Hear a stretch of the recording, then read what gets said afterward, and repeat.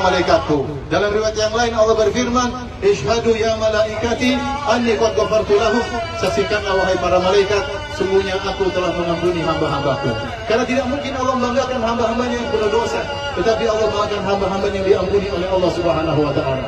Ketika Allah berkata kepada para malaikat sambil membanggakan para jamaah haji, "Unzuru ila ibadi ja'uni syu'tan ghubran." Lihatlah wahai para malaikat kepada hamba-hambaku yang datang dengan rambut semeraut, dengan baju yang penuh dengan debu. Buat apa mereka kemari? Ma arada haula. Buat apa mereka kemari? Kenapa mereka meninggalkan kemewahan hidup mereka? Kenapa mereka meninggalkan negeri mereka? Kenapa mereka harus mengeluarkan uang yang banyak? Buat apa wahai malaikatku? Ini saksi bahwasanya Allah mengampuni dosa-dosa mereka. Oleh karena hari yang paling kita perlu berharap agar diampuni oleh Allah Subhanahu wa taala. Oleh karenanya diriwayatkan dalam hadis yang mursal bahwasanya Rasulullah SAW bersabda, "Ma ru'iya syaitan yauman wa huwa fihi asghar wa ahqar wa adhar wa aghyal min yaumi Arafah." Tidak dilihat syaitan paling kecil, paling hina, paling jauh dari kebaikan dan paling marah seperti hari Arafah.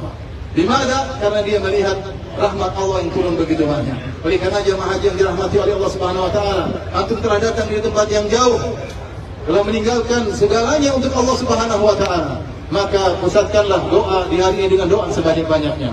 Husnudzonlah kepada Allah Subhanahu wa taala. Ingat Nabi sallallahu alaihi wasallam bersabda, "Khairud du'a'i du'a'u yaumi Arafah." Sebaik-baik hari, sebaik-baik doa adalah doa di hari Arafah.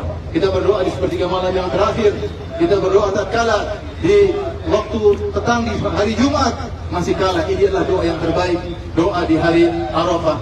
Doa di mana ampunan diberikan oleh Allah Subhanahu wa taala. Jika orang-orang yang tidak berhaji saja kemudian berpuasa di hari Arafah, diampuni dosa-dosanya oleh Allah Subhanahu wa taala, bagaimana dengan jemaah haji yang datang kemudian berjauh-jauh, bersusah-susah, bersusah payah, kemudian tiba di sini berpanas-panas untuk mengharapkan rahmat Allah Subhanahu wa taala.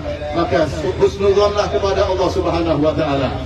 Ingat Rabb kita, tempat kita meminta lebih sayang kepada hambanya daripada seorang ibu kepada anaknya.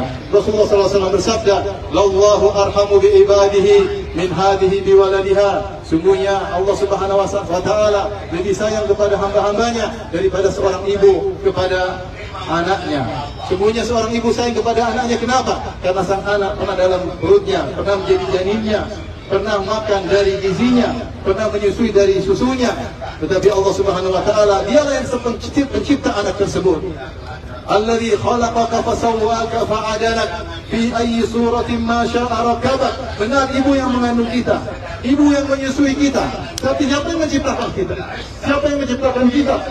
Yang beri rezeki kepada kita, yang menentukan bentuk kita ialah Allah Subhanahu wa taala. Bagaimana sang kreator, sang pencipta tidak sayang kepada yang dia ciptakan. Oleh karenanya benar, Allah lebih sayang kepada hambanya daripada seorang ibu kepada anaknya. Dan Allah Subhanahu wa taala berkata dalam hadis qudsi, "Ana inda dhanni 'abdi bi." Sungguhnya aku tergantung persangkaan hambaku kepadaku. Oleh karenanya, "Falyadhun 'abdi bi ma syaa." Hendaknya seorang hamba berprasangka yang dia sukai tentang diriku. Maka seorang berprasangka baik kepada Allah Subhanahu wa taala, bahwasanya Allah Maha Pengampun, Allah Maha Penyayang. Minta apa saja kepada Allah Subhanahu wa taala. Minta apa saja untuk diri kita, untuk keluarga kita, untuk orang-orang yang telah berjasa dalam kehidupan kita, yang masih hidup atau yang sudah meninggal dunia. Minta untuk mereka, sungguhnya kekuasaan Allah, rahmat Allah, kemuliaan Allah sangatlah luas. Allah Subhanahu wa taala pernah berkata dalam hadis qudsi, "Ya ibadi, law anna awwalakum wa akhirakum wa insakum wa jinnakum qamu fi sa'idin wahidin." Wahai hamba-hambaku, kalau seandainya kalian dari awal sampai akhir, manusia maupun jin, semua berdiri bersama di satu dataran, fasaluni, kemudian kalian semua minta kepadaku, fa'ataitu kulla wahidatin minkum mas'alatah, kemudian aku kabulkan seluruh permintaannya, mana qasadzalika min mulki, maka tidak akan mengurangi kekayaanku sama sekali.